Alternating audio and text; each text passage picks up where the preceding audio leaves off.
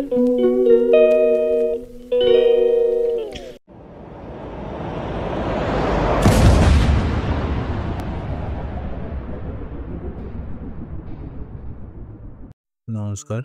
আজ একটা নতুন ভিডিও নিয়ে চলে এসেছি আপনাদের সামনে।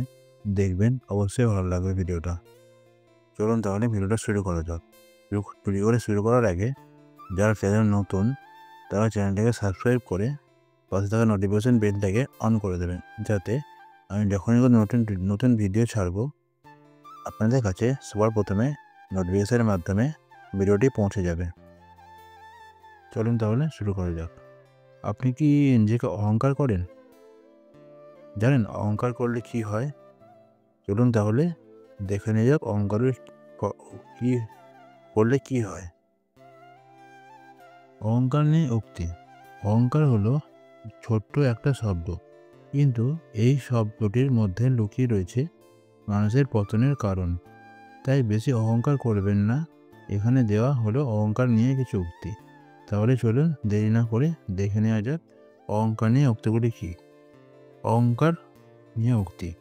1 নম্বর, অহংকার করার মতো অনেক কিছু থাকার পরেও যারা অহংকার করে না তারা ভীষণ সুন্দর মনের মানুষ। 2 নম্বর, বুদ্ধিমানরা কখনো অহংকার করে না, কারণ তারা জানে অহংকার করে পতনের মূল। 3 নম্বর, অহংকার তারাই করে যারা হঠাৎ করে এমন কিছু পেয়ে যায় যা পাওয়ার যোগ্যতা তাদের আদৌ ছিল না। 4 নম্বর, যাহার যোগ্যতা যত অল্প তাহার অহংকার তত বেশি।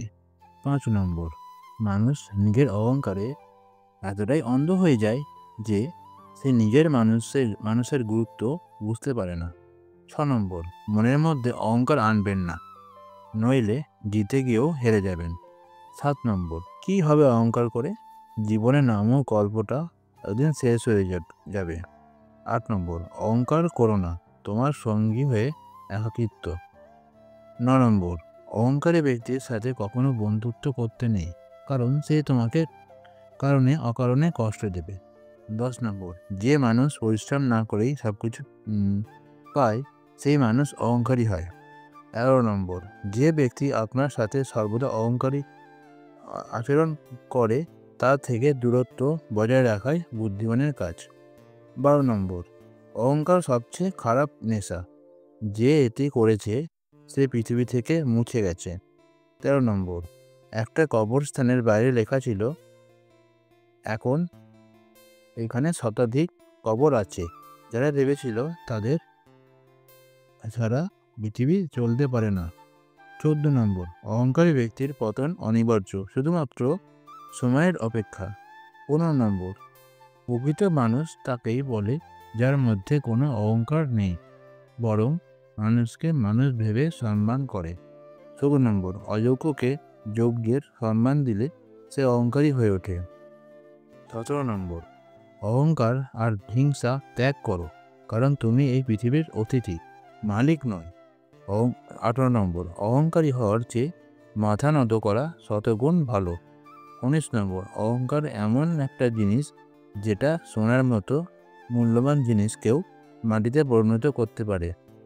20 নম্বর, যে যত বেশি অহংকার দেখিয়ে অপারে ওঠার চেষ্টা করুক না কেন, সময় হলে তাকেও নিচে নামতে হবে। 21 নম্বর, অহংকার করিও না, কেননা অহংকারের পরিমাণ জাহান্নাম।